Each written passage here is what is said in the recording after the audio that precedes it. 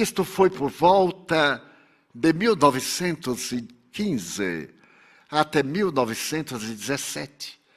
Durante a Primeira Grande Guerra, estalou uma outra guerra, desta vez na Turquia, a guerra contra a Armênia.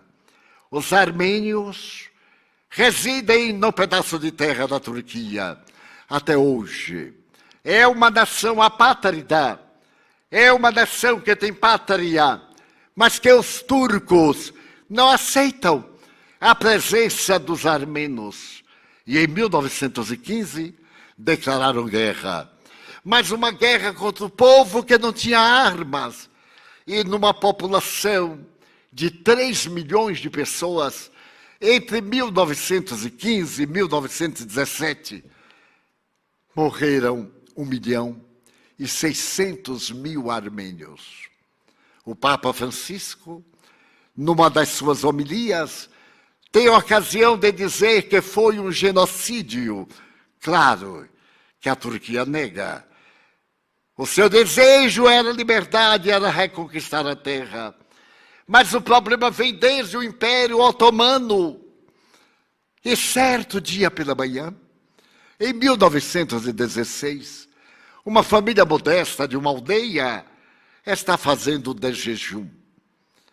A porta do andar térreo é arrombada e um grupo de homens, dirigidos por um homem mais baixo, com um cap cobrindo-lhe a testa, quase cobrindo-lhe os olhos, sobem a escada. À mesa estão a mãe, o pai e 2 jovens, uma de 12 anos, a outra de 15. E aquele homem terrível saca do revólver, sem uma palavra, mata o pai de família. E volta-se e mata a mãe de família. E pega a jovem e joga aos chacais. A tropa a estupra, despedaça ali. Enquanto a menos jovem está estarrecida, e ele a puxa pelos cabelos, arrasta, desce a escada e leva para a propriedade que agora controla nos arredores. É um bordel. Fez dela uma das mulheres que o serviam. Era um psicopata e, portanto, a sua afetividade era doente. Explorou-lhe as carnes da alma e ela sofreu. Até que conseguiu seduzir um guarda e fugiu. Mas eram ossos e uma pele pálida que cobria aquele corpo frágil. Ela fugiu para Istambul, a velha Constantinopla. Passaram os anos, muitos anos. Certo dia, numa clínica muito especializada, chega uma ambulância. Traz nela um corpo que é devorado por uma enfermidade não identificada. O diretor da clínica diz, mas não podemos internar. Não sabemos quase nada a respeito dessa infecção. Não há nenhuma terapia, porque não existe uma gênese de natureza científica. Mas aqueles que trouxeram na ambulância dizem, mas é uma autoridade do governo. Logo apareceu um lugar. Tem, naturalmente, uma enfermaria lá no fundo da clínica. E podem colocá-lo lá, porque tudo indica que ele vai morrer, hoje ou amanhã. Levam a maca e colocam o homem nesse pardieiro que era sempre fechado. E o diretor da clínica começa a pensar o que fazer. Teria que mandar um médico, todos se recusaram. Tinham medo de qualquer contágio. Mas havia uma jovem enfermeira ali ao lado, que era conhecida pela sua ternura. Então, o diretor clínico chamou-a e perguntou-lhe se havia visto a movimentação. Ela meneou a cabeça afirmativamente. Eu pensei em pedir a você para tomar conta do doente. Você será capaz? É a minha profissão. Mas nós não temos quase nada para fazer com ele. Mas eu poderei acompanhá-lo até a morte. A morte solitária é mais terrível do que a morte com alguém. Porque, apesar de tudo, ele está lúcido. E então, a partir daquele momento, ela foi mandada praticamente para o inferno. E o homem não morreu naquela tarde. Nem no dia seguinte. Ela desdobrou-se. Naquela época não havia ataduras. Ela as improvisava. Procurou retirar a carne podre, até os ossos. E foi tratando. Uma semana, um mês, 2 meses depois, ele teve alta. E no momento da alta, na mesma sala de entrada, Sua Excelência aproximou-se do diretor clínico e disse: vou falar com o presidente para mandar uma boa dotação aqui para a clínica ser a melhor do país. Salvou a minha vida.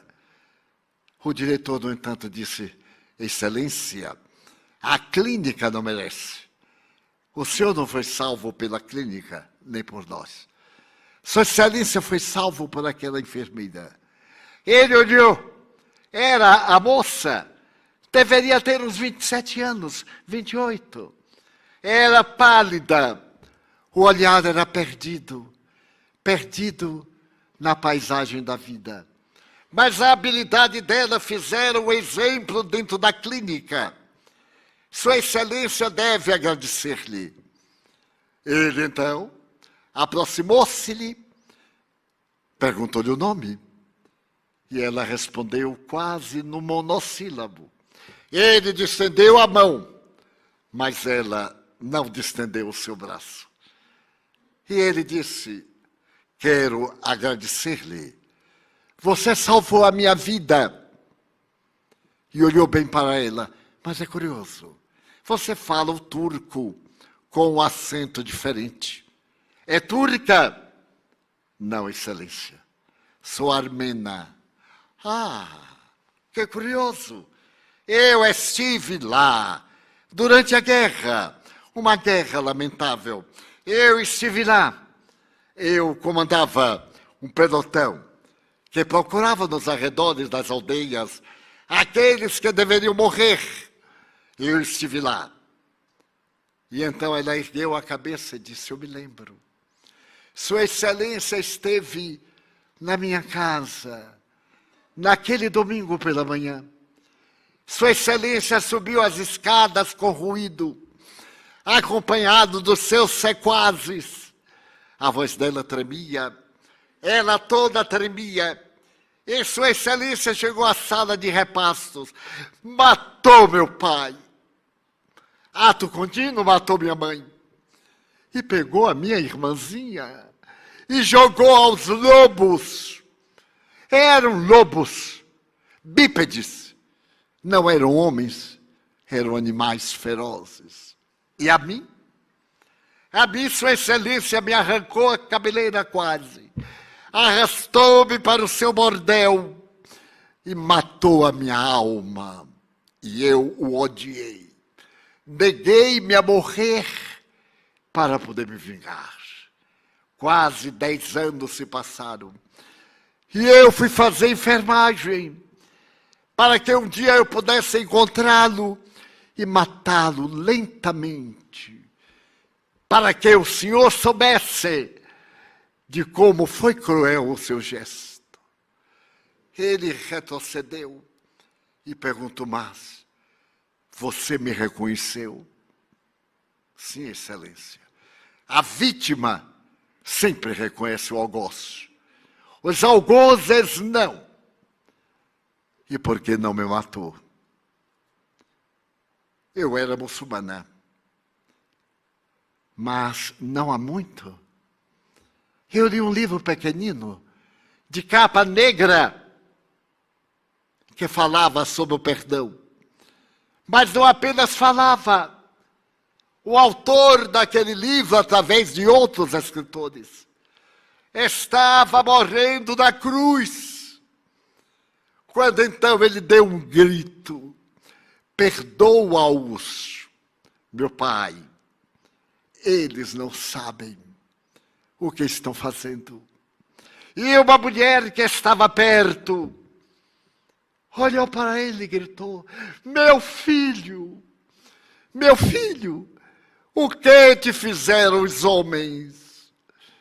E ele, como últimas palavras quase, olhou para o rapaz que estava ao lado dela e disse: mulher, eis aí o teu filho. Filho, eis aí tua mãe. Os dois se abraçaram. Mais tarde eu vim a saber que ela era a mãe do crucificado e ele era o apóstolo mais jovem, mais doce, mais amigo.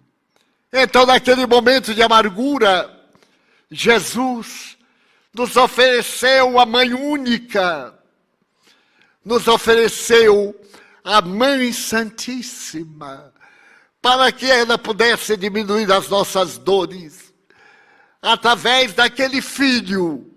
E foi por isso que ele não chamou minha mãe. Chamou-a de mulher. E então, depois que eu li isto, eu perdoei a sua excelência, porque eu me tornei cristã.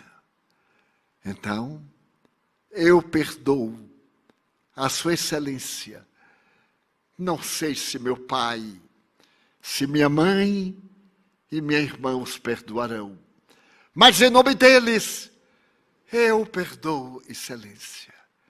E agora eu vou voltar para a minha aldeia, porque eu consegui encontrar o meu irmão. E sua excelência, dominado pela angústia terrível, não disse nada.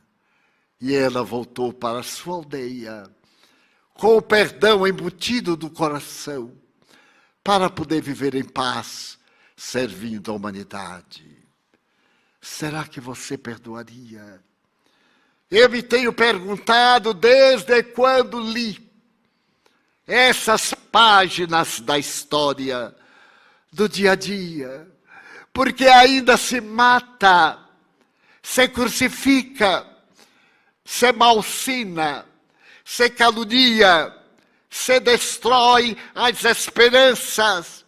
Os animais da fúria da guerra, o monstro da guerra, estão soltos, todos eles, despedaçando corações e encontrando ressonância em nós, que ainda não tivemos a coragem de destruir o pior inimigo da humanidade, na opinião sublime de Allan Kardec.